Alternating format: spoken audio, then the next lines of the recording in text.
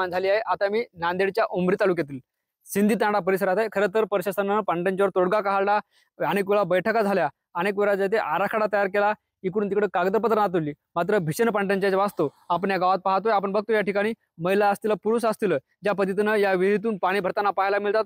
अगदी महिला सुद्धा जीव धोक्यात घालून या विहिरीच्या पायऱ्या चढताना आपल्याला पाहायला मिळतात। खरं तर आजींचं वय जास्त आहे, मात्र असं असलं तरी पाण्यासाठी ही भटकंती या ग्रामस्थांची पाहतो। गेल्या दोन दिवसापूर्वी जे आहे ते येथील ग्रामस्थांनी वैतागून आत्महत्येचा प्रयत्न सुद्धा केला होता। तो व्हिडिओ सुद्धा सामाजिक माध्यमावर व्हायरल झाला होता। अशा पद्धतीनं या गावातील महिला जे आहे ते पाणी काढताना तारेवरची कसरत करताना आपल्याला पाहायला मिळतात। अतिशय जोखमीचं आणि धोकादायक काम जे आहे ते महिला या ठिकाणी करताना पाहायला मिळतात। खरं तर पाण्यासाठी या गावातील महिलांना हा संघर्ष करावा लागतोय। गेल्या अनेक दिवसापासून जे आहे ते या गावात पाणीटंचाईचा सामना गावकऱ्यांना करावा लागतो। अनेक जे आहे ते नळ योजना सुद्धा, पाणी पुरवठ्याच्या योजना सुद्धा या गावात तयार करण्यात आल्यात, मात्र केवळ हे काम बोगस झाल्याचा आरोप सुद्धा या गावकऱ्यांचा आहे। आपण बघतोय ह्या आजी जे आहे ते आपल्या समोर विहिरीतून एक हंडा भर पाणी वर येऊन येताना आपण बघतोय। याच आजीशी आपण चर्चा करणार आहोत। या समोर आजी, काय नाव आहे? पुढे या, पुढे या, इकडे पहा, काय नाव आहे? असं धोकादायक पाणी काढताय विहिरीत, कोणी पडलं राहिलं? आधी पडल्यात सर, आधी पडल्यात, आताही पडावं लागते। आता पाणी नाही, कोण काय करावं? पाण्यासाठी यावं लागते, पडावं लागते।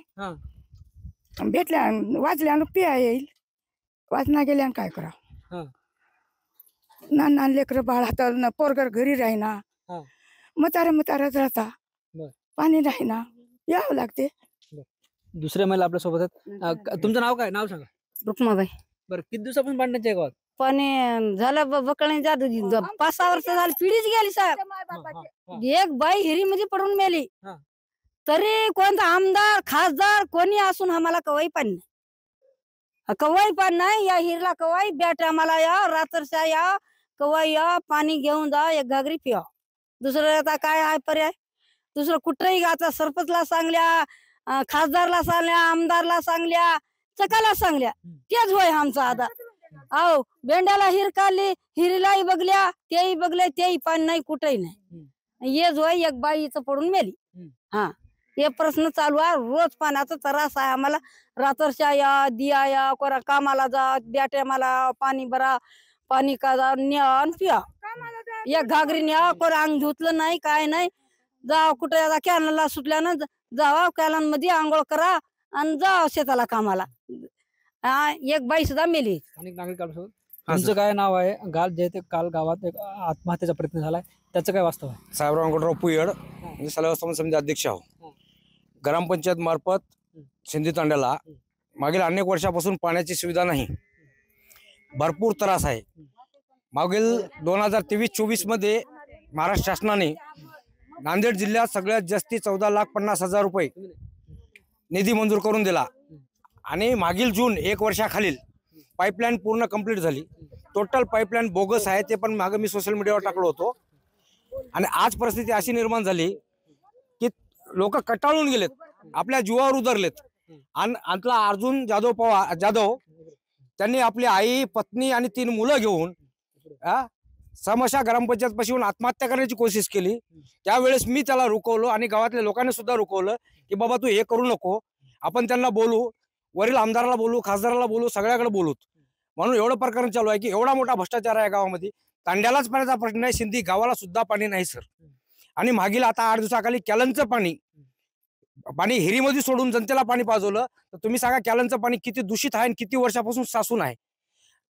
त्या दिवशी तिथं रोही वाहून आला, मुतखेडचा एक व्यक्ती वारला होता, ते सुद्धा वाहून तिथंच अडकलेला होता। तिथं आमच्या इथं पूल आहे, आमच्या इथंच वाहून अडकतात आणि तेच पाणी हिरीमध्ये टाकून जनतेला पाजवत आहेत।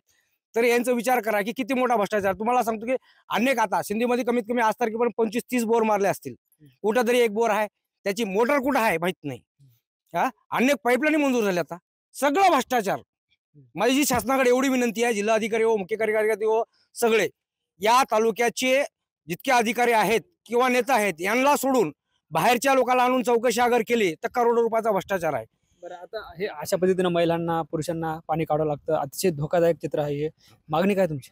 मागणी आमची अशी आहे सर की हा जो विहीर आहे, हा एक शेतकऱ्याची विहीर आहे आणि या विहिरीचं पाणी मागील 50-60 वर्षापासून हे बंजारा समाजाचे महिला, विद्यार्थी सगळे पाणी इथूनच नेतात। यंदा या हिरीशिवाय पर्यायच नाही कुठला पाण्याचा। म्हणून हा विहीर त्यांच्यासाठी एक शुभ विहीर आहे. म्हणून आमची विनंती आहे की एवढ्या धोकादायक मध्ये आमच्या महिला करतात.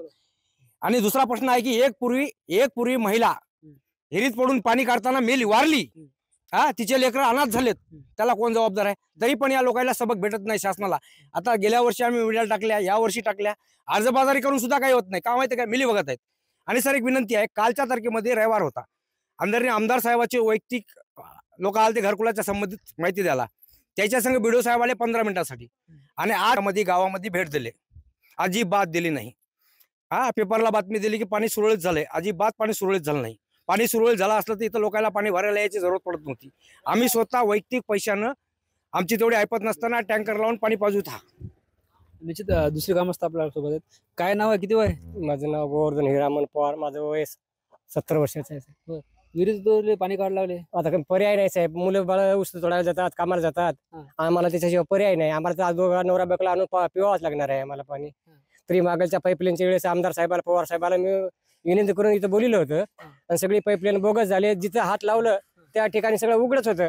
आणि प्रभू पाटील आणि नरवाडे हे दोघं होते सोबत, आणि साहेबराव पाटील पण सोबत होते. बघितले ते कामाचा बोगस झालं, ते त्याचं पाईपलाईन केलंय. आता त्याला काही हिरीवर मोटर बसले नाही किंवा काही त्याला पाणी आम्हाला चालू करून दिलं नाही. आता त्याचं पुढील भविष्य, आता आम्हाला पाणी नेऊन आणून इथं या हिरीला, नागोराव पाटलाच्या हिरीवर आम्हाला येऊन पाणी पिवावं लागते आणि इथं बसून आंघोळ करतो आम्ही. अशी आहे. मावशी काय नाव आहे? सुनीता.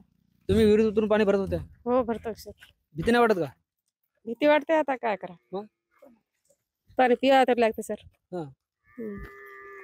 काय मागणी काय? मला वाटतं नाही, नाही, म्हणजे पाणी मिळालं पाहिजे का नाही तुम्हाला गावात? का विहिरीत उतरून पाणी भरायचं? नाही सर, पाणी पाहिजे. आमच्या गावामध्ये भरपूर छोटा मुलगा सुद्धा आपल्या सोबत आहे, तो सुद्धा आई वडिला सोबत पाणी भरायला. कोणत्या वर्गात आहे? मी आठवीत आहो सर. बरं, इथं काय विहिरीवर काय? विहिरीवर सर पाणी भरायला आलो. हा. सर का आम्ही सकाळी शाळेला जातो सर. सकाळी जाताना काय की एकदा काय की भांडा भरून घरी नेऊन ठेवावं लागते सर. नंतर काही शाळेतून आल्याला म्हणजे घरी जाऊन काय की 2-3 खेप पाणीसाठी यावं लागते सर आम्हाला. आमच्या गावातले ग्रामपंचायत ते काय की मतदान जर आलं तर पाय पडायला येतात, आम्हाला पाणी देणार सर. भीक मागतात, सगळ्याचे पाया पडतात, आम्हाला मतदान द्या, पैसे देतात. आणि काय की पाणी द्यायच्या टाइमला काय की जा म्हणतात. सरपंच उपसरपंच काय करायलेत आमच्या गावातले. आमचे सर काय की आमचे शाळेचे व्यवस्थापक ते काय आम्हाला काय की सकाळी एक संध्याकाळी एक टँकर आणून द्यायलेत सर घरी. त्यांच्या घरचं पाणी आणून द्यायलेत आम्हाला. काय मागणी सर आम्हाला हे जॉब. निश्चित आपण बघतोय हे सगळे सिंधी गावस्थाचे ग्रामस्थ होते, महिला होते, पुरुष होते, ज्यांनी आपल्या संवाद साधलाय. या ठिकाणी झालेल्या कामात जे आहे ते मोठ्या प्रमाणात भ्रष्टाचार झाला, त्यामुळे गावकऱ्यांना पाणी पुरवठा केला जात नाही. कायमस्वरूपी या पाण्यावर तोडगा काढावा अशी मागणी ग्रामस्थांनी केली. आता तरी प्रशासनाची दखल घेईल का, हेही पाहणं महत्त्वाचं ठरणार आहे. ज्ञानेश्वर लोंढे, TV9 मराठी, सिंधी तांडा, नांदेड.